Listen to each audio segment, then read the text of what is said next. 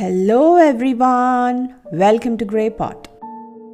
Today let's try making churros. This cinnamon sugar coated fried dough is everyone's favorite. And it's a pretty simple recipe. So add some water into a pan, add butter and some sugar and mix it.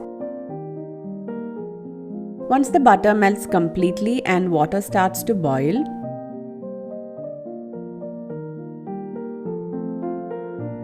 add 1 cup of all-purpose flour and mix it.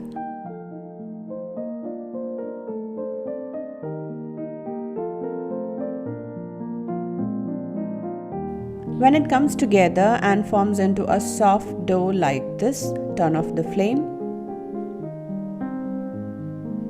and transfer it into a bigger bowl and allow it to cool down. Once it cools down, add 3 eggs, one at a time, and mix it with the dough. To make the eggless churros, just keep adding the eggs and make the soft dough into small sticks and fry it. Once you incorporate all the 3 eggs into the dough, mix it really well to make this into a smooth consistency batter like this. Then transfer the dough into a piping bag, and you can refrigerate this piping bag for around 10 to 15 minutes. Then heat some oil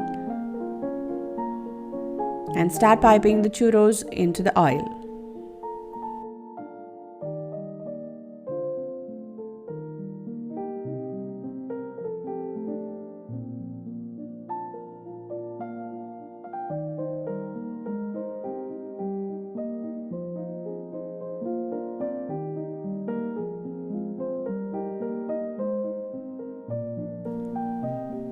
Once the churros turns golden brown on both the sides, take it out.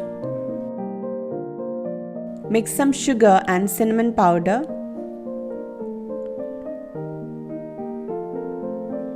Then coat all the fried churros in it.